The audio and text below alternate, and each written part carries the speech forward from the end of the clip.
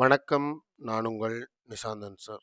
நாங்க இன்றைய பார்க்க இருக்க வினாத்தாள் வடமேல் மாகாண கல்வி திணைக்களத்தினால் தரம் 10 மாணவர்களுக்காக நடத்தப்பட்ட 2ஆம் தவணை பரீட்சை 2025. இந்த வினாத்தாள் இந்த பகுதி 2இல் இடம்பெற்ற 11வது வினாவாக வந்த முக்கோணம் தொடர்பான நிறுவல் வினாவை தெளிவாகவும் விளக்கமாகவும் பார்க்க இருக்கிறோம். நீங்கள் இன்னும் இந்த குறித்த வினாவை செய்து பார்க்கலன்னா கீழே டிஸ்கிரிப்ஷன் பகுதியில் லிங்க் இருக்கும் பிள்ளைகள் லிங்கை பயன்படுத்தி வினாத்தாளை தரவிறக்கம் செய்து பார்த்துட்டு வீடியோக்குள்ளே வாங்கும்.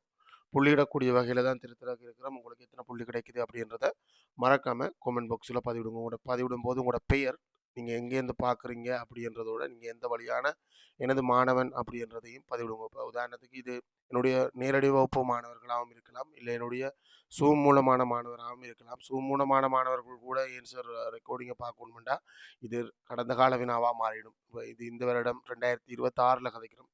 ஒருவேளை 2027 நீங்கள் இந்த வீடியோவை பார்த்து கொண்டிருக்கலாம்.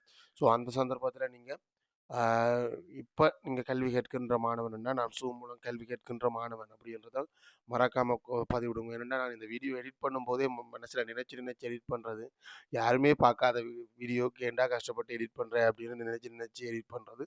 ஸோ நீங்கள் யாராவது பார்க்குறீங்க அப்படின்னா மறக்காமல் கமெண்ட் பாக்ஸில் உங்களோட பெயர், நீங்கள் எங்கேருந்து பார்க்குறீங்க அப்படின்றதோட உங்களோட புள்ளியையும் சேர்த்தே பதிவிடுங்க. இந்த வழியான மாணவன்றதையும் சேர்த்தே பதிவிடுங்க. இந்த வீடியோ எனது சூம் மூலமான கணித வகுப்பு இந்த ரெக்கார்டிங். உண்மையாகவே ரெக்கார்டிங் பார்க்குறதுன்றது பச்சை போர், எனக்கும் தெரியும். நானும் 2-3 ரெக்கார்டிங்கை போட்டுட்டு நானும் கேட்டிருக்கேன். அது போராக இருக்கும்.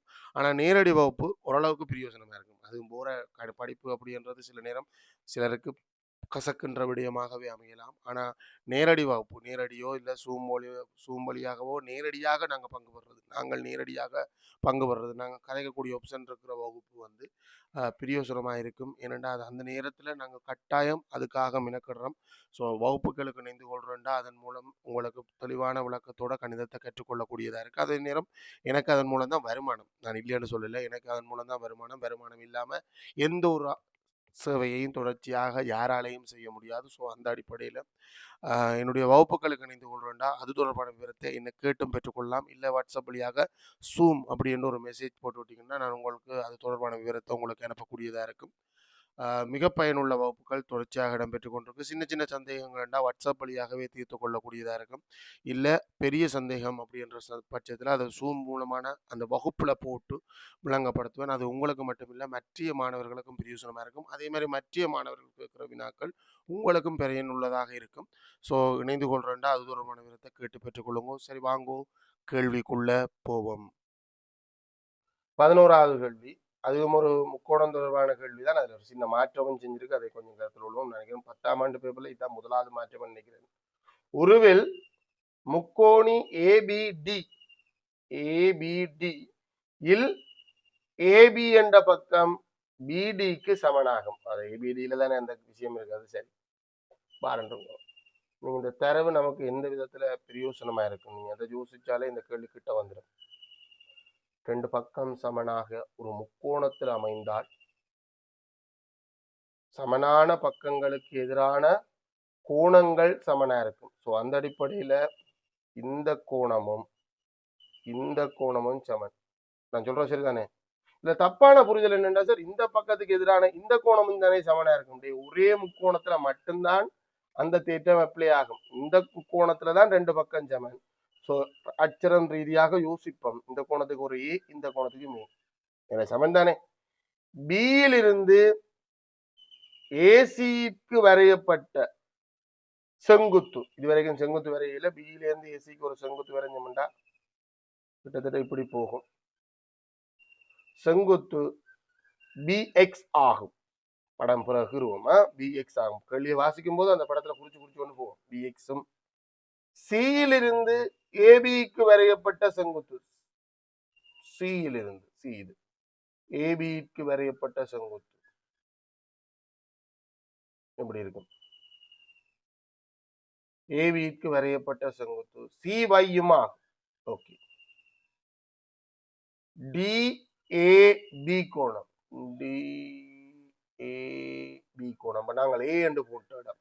ஏ என்று போட்ட இடத்துக்கு கோணத்துக்கு பெருமன் வருது. எத்தனை பாக? 20 பாகையாம். சோ இந்த இடத்துலயும் எத்தனை பாக வரப்போகுது?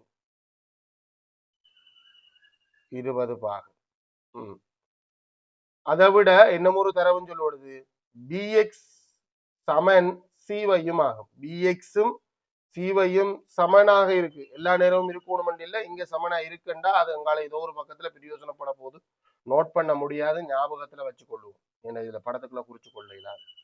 வழங்கப்பட்ட உருவை உமது விடைத்தாளில் பிரதி செய்ய, மேலே தகவல்களை அதில் குறிக்குக. எல்லா தகவலையும் குறிக்கலாம்னு நினைக்கிறேன். நாங்கள் பிரதி செய்வோம். வினா இலக்கம் 11 ஒரு முக்கோணம்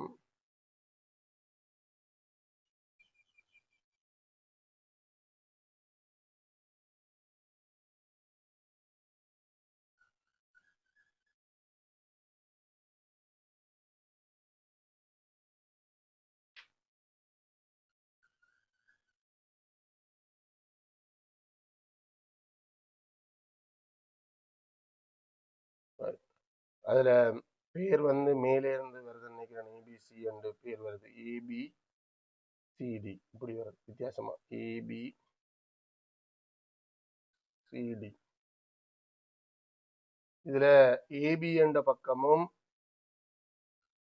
பிடி என்ற பக்கமும் நீளத்துல சமன். அதுக்கான ஆண்டு பியிலிருந்து ஏசிக்கு வரையப்பட்ட செங்குத்து பிஎக்ஸ் செங்குத்து அந்த இடத்துல செங்கோணம் பெறும். அதே மாதிரி சியிலிருந்து ஏபிக்கு வரையப்பட்ட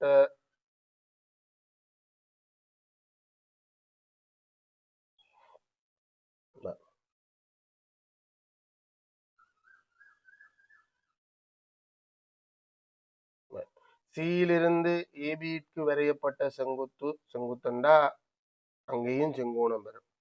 ரெண்டு பக்கம் தான் செங்கோணம் போடுறோம், இந்த பக்கம் செங்கோணம் போட்டா அடுத்த பக்கம் செங்கோணம் போடுறதுக்கு ஒரு பிரச்சனையும் இல்லை, சிவாய். அதுக்கான ஆண்டு இந்த கோணம் 20 பாக என்று சொல்வது நம்ம ஆல்ரெடியே கழிச்சதுதான். அப்ப இந்த கோணமும் 20 பாக, அதுக்கு காரணம் காட்டணுமா, இது 20 பாக தான் தரவு, இது 20 பாக ஏன் 20 பாகையா வந்ததுன்றது காரணம் காட்டணும். இதை விட எங்களுக்கு ஒரு தரவு இருக்கு, நாங்கள் அதை படத்துக்குள்ள குறிச்சு கொள்ள முடியல, அதன் பக்கத்துல நோட் பண்ணி கொள்ளுவோம். எக்ஸ்ஒய் இந்த பிஎக்ஸ் இந்த நீளமும் சிஒய் இந்த நீளமும் சமனா முக்கோண ஒருங்கி செய்வதற்கும் பிரயோசனப்படலாம். முதலாவது வழங்கப்பட அது செஞ்சாச்சு. இப்போது காரணம் காட்டி ஏபிசியின் பெருமானத்தை காண்க. ஏபிசி ஏபிசி என்ற இந்த கோணத்தின் பெருமானத்தை காண்க. 140 கிட்ட வந்து பிழைச்சு போச்சு. இதுதான் 140, இது 40. நீங்க முக்கோணத்தின் அகக்கோண தேற்றத்தை தான் முதல்ல ட்ரை பண்ணணும்னு நினைக்கிறீங்க, அப்படி இல்லையே, இதுக்கென்று ஒரு தேற்றம் இருக்கு. முக்கோணத்தின் புறக்கோண தேற்றம், முக்கோணம் ஒரு கோட்டை நீட்ட வர்ற புறக்கோணம் அதன் அகத்தெதிர்கோணங்களின் கூட்டுத்தொகைக்கு சமன். அவ்வளவுதானே, மிக இலகுவா போயிட்டு நினைக்கிறேன். ஏபி சி சரிதானே, கேட்டது இந்த கோணம் தானே. ஓ பெரிய கஷ்டம் இல்லை. தந்த தரவும் சரி தானடா, டிஏபி கோணம் தானே தந்த டிஏபி. சரி ஓகே. அப்ப நம்ம முதல்ல ஒரு விளக்கம் கொடுக்கணும் பிள்ளைகள். பி கள்ளி ரோமன் இலக்கம் 2, இது ரோமன் இலக்கம் 1, இது ரோமன் இலக்கம் 2. முக்கோணி ஏபிடியில நாங்க சொல்லக்கூடிய முதல் முடிவு ஏபி என்ற பக்கம் பிடி என்ற பக்கத்துக்கு சமன். முதலாவது ஏனடா இந்த ரெண்டு பக்கமும் ஏன் சமன்? தரவு. ஓகே, அப்படி அது தரவாக இருந்ததால நான் சொல்லக்கூடிய ஒரு முடிவு அதுதான் தரவு. நான் இனிதான் முடிவு சொல்ல போறேன். பிஏடி கோணமும் பிடிஏ கோணமும் சமனாக இருக்கும். ஏன்? சமனான பக்கங்களுக்கு எதிரான கோணங்கள். நீங்க வடிவா எழுதுங்க பிள்ளைகளா, உண்மையா சரியா சொல்லணும்டா முக்கோணி ஒன்றில் என்றதும் பெறும். ஏன்னா எல்லா தள உருக்களுக்கும் இது பொருத்தம் இல்லை, முக்கோணத்துக்கு தான் பொருத்தம். முக்கோணி ஒன்றில் சமனான பக்கங்களுக்கு எதிரான கோணங்கள், இது ரெண்டும் 20 பாக. இது ரெண்டும் 20என்றது தரவு, ஒரு ஆள் 20என்றது அவர் சொன்னவர். ஸோ 2 பேரும் 20 ஆகிடும். இப்ப ஏபிசி கோணம் புறக்கோணம் இந்த ரெண்டு கோணத்தையும் கூட்டுறதுக்கு சமனா இருக்கு. பெயரையும் பயன்படுத்துறேன், அச்சரத்தையும் பயன்படுத்துறேன். ஏன்? புறக்கோணம் முக்கோணத்துல அகத்து எதிர்கோணங்களின் கூட்டுத்தொகைக்கு சமனாக இருக்கும். ஸோ இதுவும் 20, இதுவும் 20. அப்ப அந்த கோணம் எத்தனை பாக?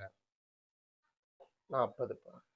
மிக இலகுவா முடிஞ்சு. ஏன்னா நாங்க சும்மா அந்த தரவு குறிச்சு காட்டுறதுக்கெல்லாம் மார்க்ஸ் தருவாங்க. அதுக்கு தான் பிள்ளைகள் அந்த தரவுகளை குறிக்க சொல்லி பிஎக்ஸ் சமன் சிவைய குறிக்கலாது. அதை நாங்க வெளியில எங்கேயாவது இடத்துல நோட் போட்டு வைக்க வேண்டியான். படத்துக்குள்ள குறிக்கலாதுன்னா அதுக்குள்ள இடைக்குள்ள கூடு இடைவெட்டி கொண்டு போறதால குறிக்க முடியாது. அடுத்த கேள்வி, முக்கோணி பிசிஎக்ஸ் முக்கோணி பிசிஒய் என்பன. அந்த கேள்வி இந்த தொடர்ச்சி தான். ரைட், ஓகே, அது இந்த தொடர்ச்சி தான். நானும் என்னடா புது கேள்வியாக இருந்துச்சுன்னா, ஒருங்கி செய்கின்றன என காட்டி முக்கோணி ஏபிசி என்பது ஒரு இருசமபக்க முக்கோணி என காட்டுக. இது என்னது, எந்தெந்த முக்கோணத்தை ஒருங்கி செய்து காட்டு சொல்றாருன்னு பார்ப்போம். பிசிஎக்ஸ் பிசிஎக்ஸ் பாருங்க, இங்க போய்ப்போமா, முக்கோணி பிசிஎக்ஸ் என்னடா வேற கலர் பண்ணி அந்த கோட்டை மட்டும் டாக் பண்றேன்னா, முக்கோணி பிசிஎக்ஸ் என்ற இந்த முக்கோணத்தையும் அடுத்தது முக்கோணி பிசிஒய் என்ற முக்கோணத்தையும் பாப்போம். பிசிஒய் என்ற முக்கோணத்தையும் ஒருங்கி செய்யும் அப்படி என்று காட்டுட்டுமா. ரெண்டு முக்கோணம் ஒருங்கி செய்யணும்னா 4 வழி இருக்கு. சாதாரண முக்கோணத்துக்கு 3 ஆப்ஷன், செங்கோண முக்கோணத்துக்கு 4 ஆப்ஷன். இது எந்த வகையான முக்கோணம்? இந்த ரெண்டு முக்கோணமும் இந்த பக்கம் தான் செங்கோணம். அதுங்க செங்கோணம் இங்கே செங்கோணம் போடுறதுக்கு பெரிய கேத்திரம் தான் செய்கிறேன். செங்கோண முக்கோணம். ஒரு விஷயம், இந்த முக்கோணத்துல இந்த பக்கம் பொது பக்கம். ஓகே, அதை விட வேற என்ன உனக்கு சமன் என்று தெரியும்? பிஎக்ஸும் சிஒய்யும் சமன். படத்துலதான் குறிக்க முடியல. இன்னும் ஒரு பக்கம் சமன். இப்ப இந்த முக்கோணம் ரெண்டும் எந்த நிபந்தனையில் ஒருங்கி செய்யும்? எல்லாரும் என்ன நினைக்கலாம்? சொம்பக்கம் பக்கம் இல்ல. சரி சரி சரி சரி. ஓ இல்ல இல்லடா, இல்ல இல்ல, ரெண்டு பக்கம் ஒரு கோணம், அது அடைகோணம் இல்ல தானே. செம்பக்கம் பக்கத்துலதான் ஒருங்கி செய்தா ரெண்டு பக்கம் சமன். ஒன்று பொது பக்கம், ஒன்று தந்த தரவு, அடுத்தது செங்கோணம். ஆனா இந்த 3 பேரும் ரெண்டு பக்கம் ஒரு கோணமா இருந்தா அது அடைகோணமாக இருக்கணும். அடைகோணம் சமன் இல்லை. இது ஒரு சாதாரண முக்கோணமா இருந்தா ஒருங்கி செய்யாது. செங்கோண முக்கோணமா இருக்கிறதால ஒருங்கி செய்யும். எழுதுவோம், முக்கோணி பிசி எக்ஸ் முக்கோணி பிசிஒய் இல் சமனான ஆக்களை பற்றி கதைப்போம். முதலாவது ஆள் பிசி பொது பக்கம். பிசி சமன் பிசி நான் எழுதுறேன், நீங்க பிசி பொது வேண்டும் போடலாமா. பொது பக்கம். அதே மாதிரி பிஎக்ஸ் சமன் சிஒய், அது என்னடா தரவு. அடுத்தது வேணும்னா நீங்கள் இது செங்கோண முக்கோணம்ன்றதை முன்னுக்கே மென்ஷன் பண்ணிக்கலாம், இல்ல அது ரெண்டும் 90 பாகைன்றதையும் சொல்லிக்கலாம். ஆகிய செங்கோண முக்கோணிகளில், இப்படி சொன்னாதான் நீங்க செம்பக்கம் பக்கம் என்ற நிபந்தனை பயன்படுத்தலாம். ஆகவே முக்கோணி பிசிஎக்ஸ் ஒருங்கி செய்யும் முக்கோணி பிசிஒய்யோட எந்த நிபந்தனை? செம்பக்கம் பக்கம். அப்படி ஒருங்கி செய்யறத வச்சு கொண்டு ஒருங்கி செய்ய வைக்க சொன்னவர், அது ஓகே. ஒருங்கி செய்கின்றது என காட்டி முக்கோணி ஏபிசி ஒரு இருசமபக்க முக்கோணி என நிறுவுக. முக்கோணி ஏபிசி இங்கால முக்கோணி ஏபிசி பார்க்கவே தெரியுது, இருசமபக்க முக்கோணம் மாதிரி தான் தெரியுது. இருசமபக்க முக்கோணி என காட்டுக. முக்கோணம் ஒருங்கி செய்ய வச்சுக்க.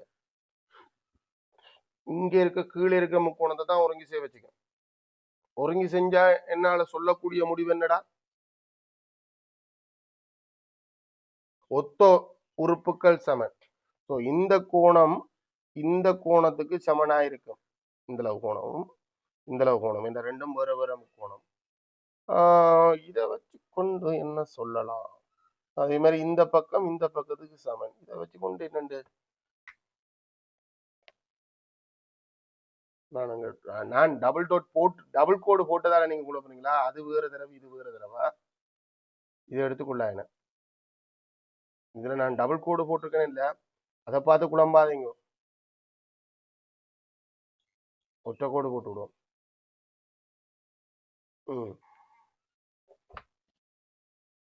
நான் அங்கேயும் ரெட்டக்கோடு இங்கேயும் ரெட்டக்கோடு போட்டது நான் பொது பக்கம் என்றதை அடையாளப்படுத்தும் போது போட்ட ரெட்டக்கோடு அது பிள்ளை. அது வேற அடையாளம், இது வேற அடையாளம் போட்டு.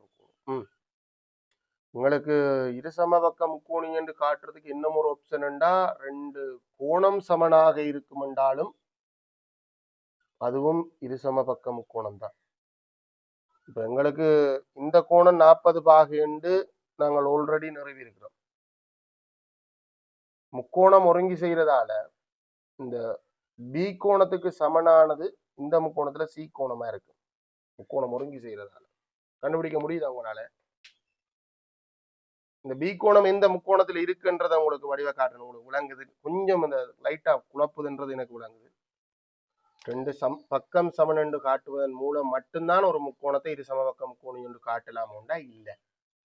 ரெண்டு கோணம் சமன் என்று காட்டுவதன் மூலமும் இரு சமபக்க முக்கோணி என்று காட்ட முடியும். சரிதானே?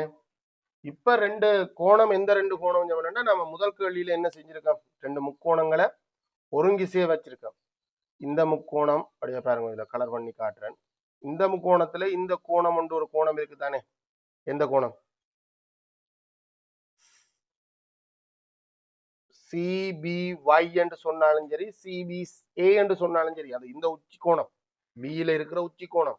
அது எந்த முக்கோணத்துக்கு உச்சி கோணம்? இப்ப நான் நிறந்துட்டு இருக்கிற முக்கோணத்துக்கும் அவர் ஒரு உச்சி கோணம் தான், அங்கே இருக்கிறவருக்கும் அவர் உச்சி கோணம் தான். அவருக்கு பர்மனன்ட் நமக்கு தெரியும், போன கணக்குல செஞ்சுட்டோம். அவர்கிட்ட பர்மனத்தின தேவையில்லை, அந்த கதை இங்க தேவையில்லை. அவர்கிட்ட பர்மனத்தினவாக இந்த ரெண்டும் சேர்த்து 40 பாகை என்றது நமக்கு தெரியும்.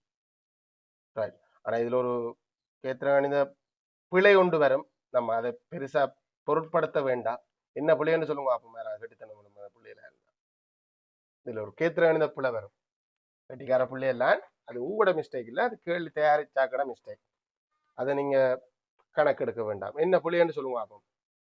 20 போட்டதால இது 40 இல்லடா, இது செங்கோணம் முக்கோணி இல்லடா. ஸோ இந்த கோணம் எத்தனை என்று வரப்போகுது? இந்த உச்சி கோணம், இந்த நீல கலர் முக்கோணத்தின் அகக்கோணங்கள் கூட்டுத்தொகை 100 இல்ல. இந்த கோணம், இந்த உச்சி, இந்த 40ன்றது இது ரெண்டும் சேர்ந்ததா 50 வரும். ஓகே, முக்கோணங்கள் ஒருங்கி செய்யறதால இந்த இந்த கருத்த கலர்ல கலர் பண்ணியிருக்கிற முக்கோணமும் சிவப்பு கலர்ல கலர் பண்ணியிருக்க முக்கோணங்களும் ஒருங்கி செய்யும். ஒருங்கி செய்யறதால இந்த கோணம் எத்தனை பாகையா வரும்? 40. 50 விட 40 பெருசா இருக்கு. ஸோ இவ போட்ட மிஸ்டேக் என்னண்டா, இங்க 20 போட்டுக்க கூடாது, ஒரு 30 பாகை இல்ல 25 பாகை அப்படி. அதாவது இந்த பாதியை விட பாதிந்த பாதியை விட கூட இருக்கணும். 45 இந்த பாதி 22.5 விட பெருசா இருக்கிற மாதிரி இந்த கோணம் போட்டிருந்தா தான் நீங்க படம் பொருத்தம். ஸோ இந்த 40 பாகை நாங்க படத்துக்குள்ள கொண்டு வர தேவையில்லை. அந்த கதை நமக்கு என்ன, உங்களுக்கு விளங்கி இருக்கும் என்னன்னா, நமக்கு அதை எப்படி பிழைதான், கேள்வி பிழை, அது அப்படி வந்திருக்க கூடாதான், அதையும் நான் சொல்லிடுறேன். Right, okay.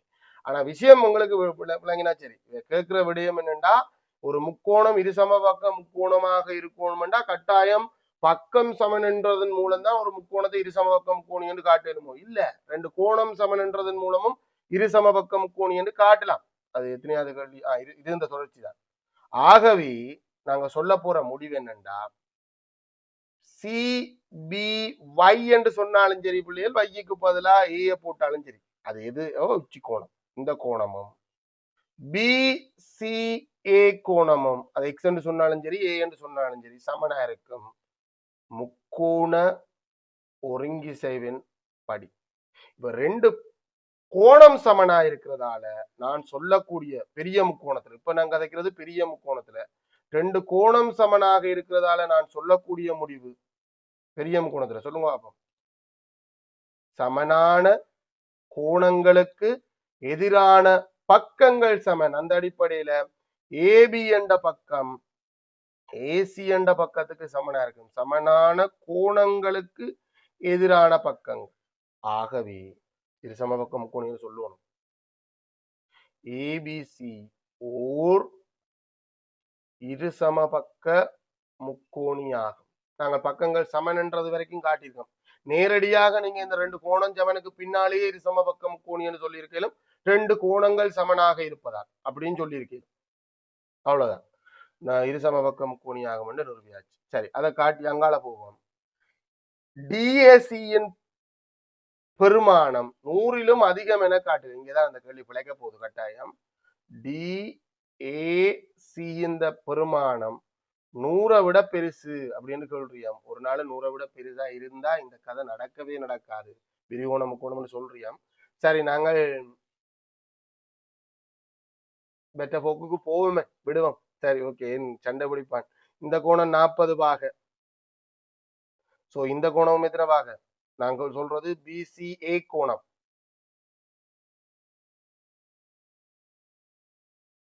கதை கோணம் பிள்ளைகள் இவருடைய கணக்கின்படி, இங்க இருக்க கணக்கின்படி 40 பாக. சோ இந்த முக்கோணத்துல அகக்கோணங்களின் கூட்டுத்தொகை 180 பாக என்றது அடிப்படையில 80 ஆயிட்டு. அப்ப இது எத்தனை பாக? 100. சோ கணக்கின் அடிப்படையில இந்த கோணம் எவ்வளவு? 120. இங்க தந்த தரவுகளின் அடிப்படையில இதுல பல குறைபாடுகள் இருக்கு. அதை நீங்க இதுல இருக்கிறத மட்டும் நாங்கள் கவனித்து போவோம். ரைட், அது அந்த 100 ஓகே, 100 விட பெருசா இருக்கிறதுக்கு வாய்ப்பு இருக்கு. ஆனா இதுல இவர் போட்ட புள்ளி என்னன்னா, இங்க 20 பாகைன்றத தரவா போட்டது போல 30 இல்ல 27 25 அது ஓகேயா இருந்திருக்கும். அதுல அங்கதான் மிஸ்டேக். ஓகே, நம்ம தொடர்வோம் பிள்ளைகள். ரோமன் லக்கன் 2 நாங்கள் சிபிஏ கோணமும் பிசிஏ கோணமும் சமனென்று நிறுவி இருக்கிறோம். நிறுவப்பட்டது இல்ல முக்கோண ஒருங்கி செவின்படி இது ரெண்டு 40 பாக. இதுவும் நிறுவப்பட்டது. இதுல ஒரு ஆள் 40 பாகன்றது நாங்கள் நிறுவி நாங்கள் மேல் கணக்கு எந்த இருக்கு? ஏபிசி கோணம் 40 பாக.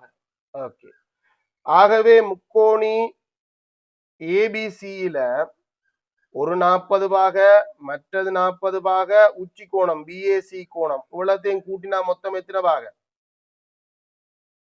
180 பாக. என்ன காரணம்? அந்த இந்த மூன்று கோணத்தையும் கூட்டினா 180 பாகையா இருக்கிறதுக்கு முக்கோணத்தின் அகக்கோணம். ஆகவே பிஏசி கோணத்தின் பருமனை எங்களால காணிலும் 180 மைனஸ் 80 100 பாகம். ரைட், ஆகவே நம்ம கேட்ட கோணம் வந்து பிஏசி இல்ல, நமக்கு எங்கள்கிட்ட கேட்ட கோணம் வந்து என்ன பேர்? டிஏசி. டிஏசி என்றது படத்துல பாருங்க ரெண்டு கோணத்தை கொண்டது. டிஏசி என்றது ரெண்டு துண்டாக இருக்கு.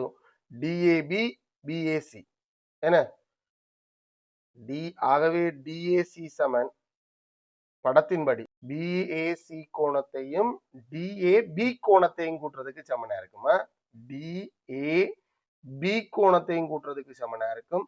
இது 100 பாகை என்று இப்ப கண்டுனாங்கள், அது 20 பாகை என்று முதலே கண்டுனாங்கள். இதுல இருந்து இந்த உளவு கோணமும் சேர்ந்து 120 பாகை என்று வந்து சேரும். ஆகவே எனக்கு கேட்டது இந்த கோணம் டிஏசி கோணம் 100 விட பெருசுன்னு தான் கேட்டது. 120ன்றது 100 விட பெருசு தானே. ஸோ இந்த கேள்விக்கு இப்படி அந்த விட கொடுக்கணும். ஒரு சின்ன தவறா நான் இதுல பேரை பிள்ளையா போட்டுட்டேன். அதுலயும் கொஞ்சம் கவனம் எடுக்கணும். சும்மா விளையாட்டு இல்ல. கேத்திர கேள்வி இங்க என்னண்டா புள்ளித்திட்டம் சொல்லிடாது. கொஞ்சம் சுத்துதான் அந்த கேள்வியில ஒரு சின்ன மிஸ்டேக். இதுல 20 பாக தந்ததுக்கு பதிலாக வேறு ஒரு கோணம் தந்திருக்கணும். 25 பாக அப்படி என்று தந்திருந்தால் இன்னும் நன்றாக அமைந்திருக்கும். அது ஒரு சின்ன தவறு. அது ஒரு தவறு தான். அதுல எந்த மாற்றம்